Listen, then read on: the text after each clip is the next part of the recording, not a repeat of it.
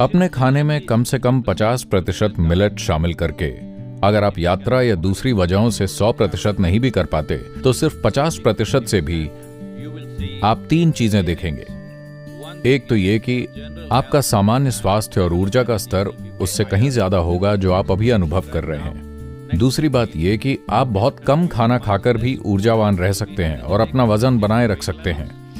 आपका sugar level अचानक से नहीं बढ़ेगा, ये धीरे धीरे ऊर्जा देता है और कम खाने पर भी आपको लंबे समय तक भूख नहीं लगेगी, जो कि बहुत अच्छी बात है। देखिए, कई लोगों की आदत होती है कि अगर उनके पास करने को कुछ नहीं है तो वो लगातार दिन भर बस खाते रहते हैं। इस चीज से आपको बचना चाहिए। ये बेहतर रहेगा कि आप अपने भोजन का कम से कम 30 से 40% हिस्सा फल, सब्जियां, मेवे और दूसरी ऐसी चीजों को बनाएं ताकि जो पका हुआ भोजन आप खाते हैं, जिसके लिए आम तौर पर एक खास स्तर की शारीरिक मेहनत की जरूरत होती है, वरना वो आपके अंदर जमा हो जाता है और स्वाभाविक रूप से ये आपका वजन बढ़ाने और उससे जुड़ी समस्याओं की तरफ आपको धकेलता है। इसके लिए किसी से सलाह लेने की जरूरत नहीं है, बल्कि आपको खुद जागरूक होना होगा। ये एक आम समझ की बात है कि अगर आप अपने शरीर का उपयोग नहीं कर रहे हैं तो जाहिर है आपके खाने की मात्रा कम होनी चाहिए। इसका मतलब ये नहीं कि आप डाइटिंग कर रहे हैं या कुछ कंट्रोल कर रहे हैं, नहीं। इस शरीर की स्वाभाविक प्रकृति ही ऐसी है कि अगर आप बहुत ज्यादा मेहनत करते हैं तो ज्यादा खाना खाते हैं, अगर आप कम मेहनत करते हैं तो कम खाना खाते हैं। तो योग प्रणाली में हमेशा 2 भोजन के बीच कम से कम 8 घंटे का अंतर होना ही चाहिए। अगर आपके लिए 8 घंटे संभव नहीं है तो मैं कहूंगा कि ज्यादातर इंसानों के लिए 5 से 6 घंटे तो जरूरी हैं, वरना आप निश्चित रूप से अपने शारीरिक स्वास्थ्य के मामले में किसी बुरी चीज को न्योता दे रहे हैं। तो ये 8 घंटे का अंतर हम हमेशा बनाए रखते हैं। जैसा कि आप जानते हैं, योग केंद्र में हम सुबह 10 बजे और शाम को 7 बजे खाते हैं, तो अगला भोजन अगली सुबह 10 बजे ही होता है। तो स्वाभाविक रूप से अगला भोजन करने से पहले लगभग 13 से 14 घंटे बीत चुके होते हैं और इस बीच बहुत सारी शारीरिक गतिविधि, साधना और तरह तरह की प्रक्रियाएं होती हैं। तो अगर आप बस इतना ध्यान रखें कि आपकी लंबाई के हिसाब से कितना वजन सही है और आपकी मांसपेशियां कैसी होनी चाहिए, अगर इतना संभाल लें तो आपको कितना खाना चाहिए आप खुद तय करें। ऐसा नहीं है कि हर चीज के लिए एक लिखित नियम होना चाहिए, आपको बस समझदारी से खाना है। तो जब भी आपके सामने खाना आए, आप आदत से मजबूर होकर उसे खाना न शुरू करते। आप तब खाएं जब आपको महसूस हो कि शरीर को उसकी ऊर्जा और सिस्टम को बनाए रखने के लिए खाने की जरूरत है। आप इतनी मूंगफली लें, उसे रात भर के लिए भिगो दें, या तो आप इसे ऐसे ही खाएं। चबाकर खाना सबसे अच्छा है। अगर आपके दांत हैं तो चबाकर खाएं, अगर नहीं है तो इसे ब्लेंडर में डालें, एक केला डालें, जरूरत हो तो 1 चम्मच शहद डालें और इसे पिएं। तो आप बस इस तरह का आहार अपनाएं, शरीर को इसे खाने के लिए तैयार करें। इसमें जरूरी प्रोटीन, ये वो सब है। अगर आपके पास शहद, एक फल और मूंगफली है, बस पक्का करें कि ये जैविक हो, तो शरीर के लिए ये काफी है। दूसरा तरीका, भारत में हम कहते हैं 1 नारियल और इतना शहद, बस हो गया और कुछ नहीं। शरीर बिल्कुल ठीक रहेगा, आपका वजन नहीं घटेगा।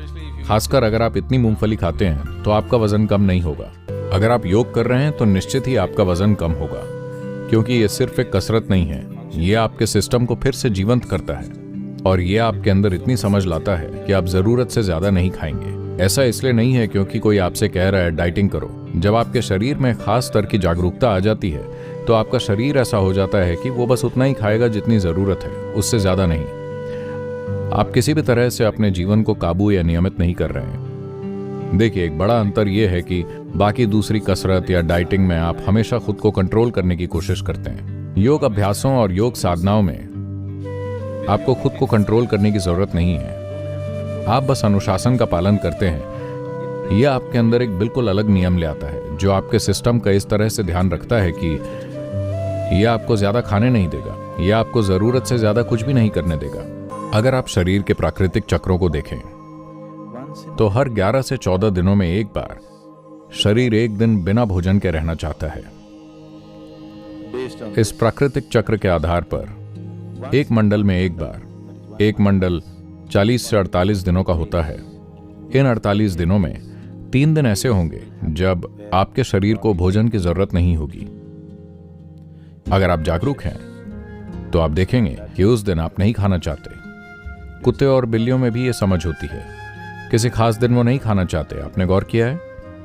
अगर आप इन चीजों के प्रति जागरूक नहीं हैं, क्योंकि ज्यादातर लोगों के जीवन से ये चीजें चली गई हैं, इसीलिए आमतौर पर भारत में पारंपरिक रूप से यह तय है कि हर एकादशी को, यानी चंद्र चक्र का 11वां दिन, उस दिन आप नहीं खाते। यह तय है ताकि एक मंडल में 3 बार आप ना खाएं। यह एक मूल नियम जैसा है। यह सबसे अच्छा तरीका नहीं है। अगर आप जागरूक हैं तो आप उस दिन ना खाएं जिस दिन शरीर नहीं खाना चाहता। यह इसका सबसे अच्छा तरीका है।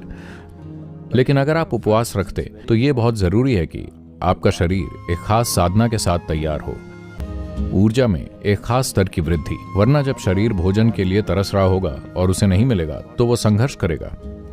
खुद को भोजन से दूर करने के बजाय बेहतर होगा कि आप जूस डाइट पर जाएं, सब्जी और फलों की जूस की डाइट, या सफेद कद्दू। सफेद कद्दू का जूस बहुत ही बढ़िया चीज है। सफेद कद्दू, नींबू और थोड़ा सा शहद, बस 2 या 3 दिन केवल इसी पर रहें।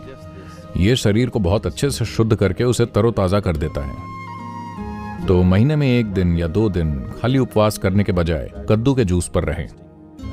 कुछ समय बाद अगर आप सुबह 1 गिलास जूस पीते हैं और शाम तक कुछ भी पीने का मन ना करे, सिर्फ पानी से काम चलता रहे बिना किसी तकलीफ के, तब उपवास रख सकते हैं। आप सिर्फ भोजन और पानी का ध्यान रखें। जो खाना आप खाते हैं उसके साथ कैसे व्यवहार करते हैं। जब खाना आपके सामने आता है तो उसका आदर करें, क्योंकि उसमें याददाश्त होती है।